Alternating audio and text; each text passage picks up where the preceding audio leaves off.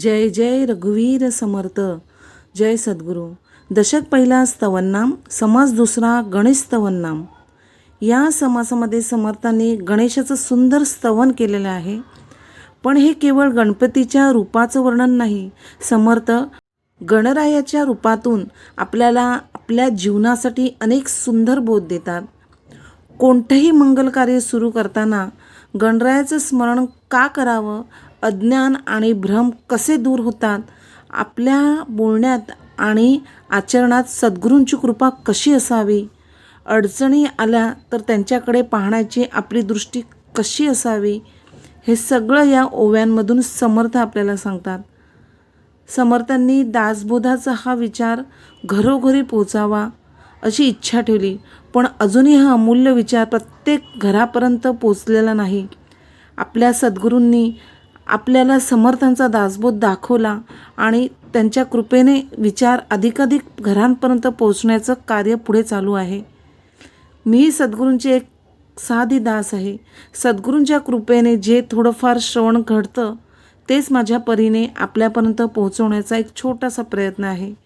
माझ्याकडून काही चूक झाली तर ती माझी चूक, आणि यातून काही चांगलं सुंदर आणि मनाला लागणारं वाटलं तर ती सद्गुरूंची कृपा. चला तर समर्थांच्या चरणी मन ठेवून या गणेश स्तवनातील पहिला 5 ओव्यांचं श्रवण करूया. ओवी क्रमांक 1. श्रीराम समर्थ. ओम नमोजी गणनायका, सर्वसिद्धी फळदायका, अज्ञान भ्रांती छेदका, बोधरूपा. या ओवींचा सोपा अर्थ आहे. समर्थ सर्वप्रथम श्री गणरायाला नमस्कार करतात. हे गणनायका, तुला नमस्कार. तू सर्व सिद्धींचे फळ देणार आहेस. तू आपल्या मनातील अज्ञान आणि भ्रम दूर करणार आहेस आणि तुझं स्वरूपच बोधाचं, ज्ञानाचं आहे. इथे समर्थ आपल्याला सुरुवातीलाच एक सुंदर गोष्ट सांगतात. आपल्या जीवनात अडचणी असण्यापेक्षा कधीकधी आपल्या अज्ञानामुळे, काही चुकीच्या समजुतीमुळे अडचणी मोठ्या वाटतात. उदाहरणार्थ, अंधारात पडलेली दोरी आपल्याला साप वाटते. साप नसतानाही भीती खरी वाटते, पण प्रकाश पडला की कळतं, अरे हा साप नव्हे, दोरी आहे. तसंच आपल्या जीवनातही एखाद्या व्यक्तीबद्दल, एखाद्या परिस्थितीबद्दल किंवा एखाद्या घटनेबद्दल आपण चुकीची समजूत करून घेतो. नंतर सद्गुरूंचा एखादा विचार कानावर पडतो आणि आपली दृष्टी बदलते. म्हणून समर्थ गणरायाला अज्ञान भ्रांती छेदका म्हणतात. अज्ञान आणि भ्रमाचा छेद करणारा. सद्गुरू आपल्याला अनेक वेळा एखादी गोष्ट आधीच समजावून सांगतात. त्या क्षणी कदाचित तिचा पूर्ण अर्थ कळत नाही, पण पुढे आपल्या जीवनात तसाच प्रसंग आला की सद्गुरूंचा तोच शब्द आठवतो आणि मग जाणवतो, आपल्याला हा विचार आधीच का सांगितला होता ते आत्ता कळतंय.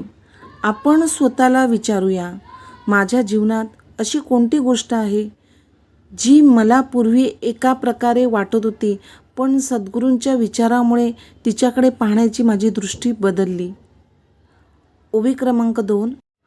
माझी अंतरी भरावे, सर्व काळ वास्तव करावे, मज वाग्युन्यास वदवावे, कृपा कटाक्ष करुनी. समर्थ गणरायाला प्रार्थना करतात, तू माझ्या अंतःकरणात भरून राहा. सर्व काळ माझ्या अंतरी तुझं वास्तव्य असू दे आणि तुझ्या कृपा कटाक्षाने माझ्याकडून योग्य शब्द बोलले जाऊ दे.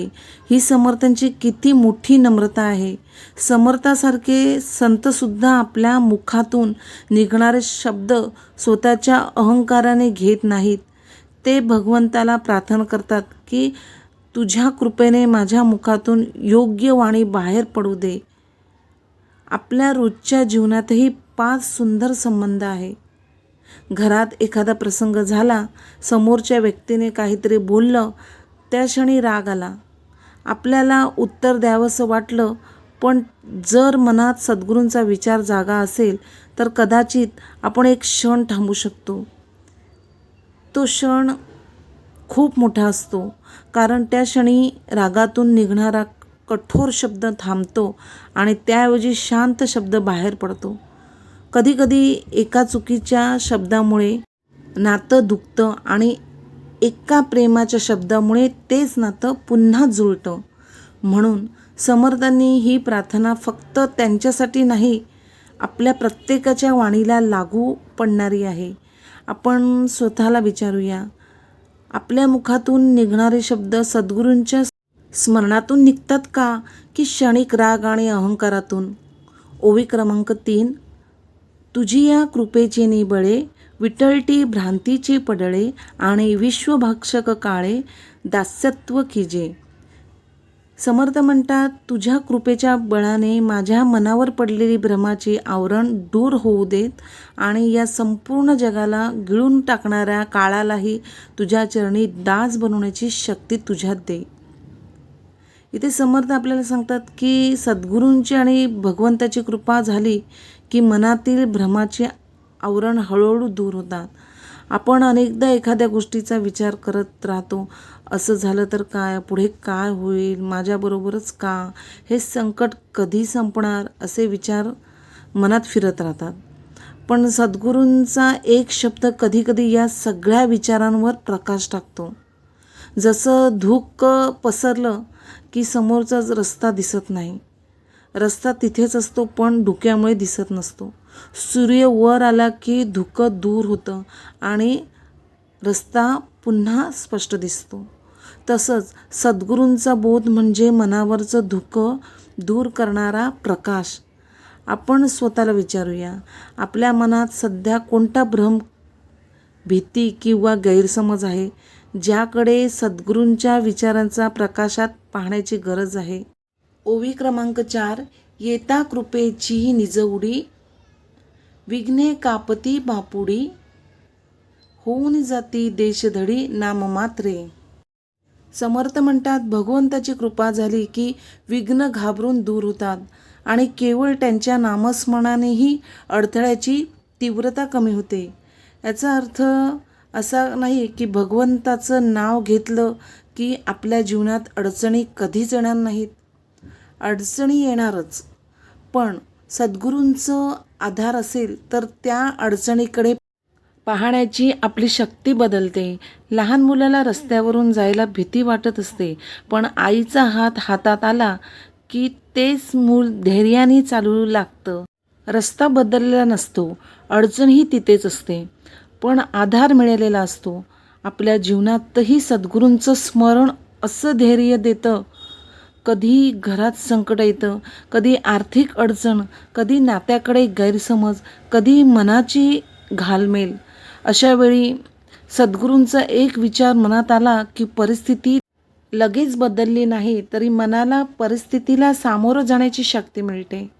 आपण स्वतःला विचारूया, अडचण आली की माझं लक्ष फक्त विघ्नाकडे जातं की त्या विघ्नातून मार्ग दाखवणाऱ्या सद्गुरूंच्या कृपेची आठवण होते. ओवी क्रमांक 5. म्हणूनही नामे विघ्नहर, आम्हा अनाथांचे माहेर, आधी करुणी हरिहर अमर वंदिती. या ओवींचा अर्थ समर्थ सांगतात, म्हणूनच तुझं नाव विघ्नहर्ता आहे. तू अनाथांचा माहेर आहेस आणि आदिकालापासून हरिहरासह देवताही तुला वंदन करतात. इथला अनाथांचा माहेर हा शब्द फार सुंदर आहे. माहेर म्हणजे काय? जिथे आपल्याला आपलेपणा मिळतो, जिथे मन मोकळं करता येतं, जिथे आधार मिळतो, जिथे आपल्याला असं वाटतं इथे माझं कोणीतरी आहे. समर्थ गणरायाला अशा आधारांचं स्थान म्हणतात.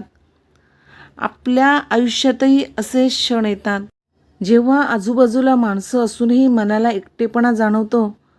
आपण कोणाला आपली चिंता सांगू शकत नाही, काही दुःख मनातच ठेवतो. पण त्यावेळी सद्गुरूंचं स्मरण केलं की मनाला एक आधार मिळतो. कारण सद्गुरू आपल्याला केवळ बाहेरचा मार्ग दाखवत नाहीत, तर ते आपल्या अंतःकरणालाही आधार देतात. आणि म्हणून समर्थ म्हणतात, ज्याला कुणी नाही त्याच्यासाठी भगवंत आहे. हा किती मोठा दिलासा एका शब्दात आहे. आपण स्वतःला विचारूया, जेव्हा मनाला वाटतं की आपलं कोणी नाही, तेव्हा आपण सद्गुरूंच्या चरणाकडे मनाने वळतो का? पहिल्या 5 ओव्यांमध्ये समर्थांनी गणरायांचं स्तवन करताना आपल्या जीवनासाठी खूप मोठा बोध दिला आहे.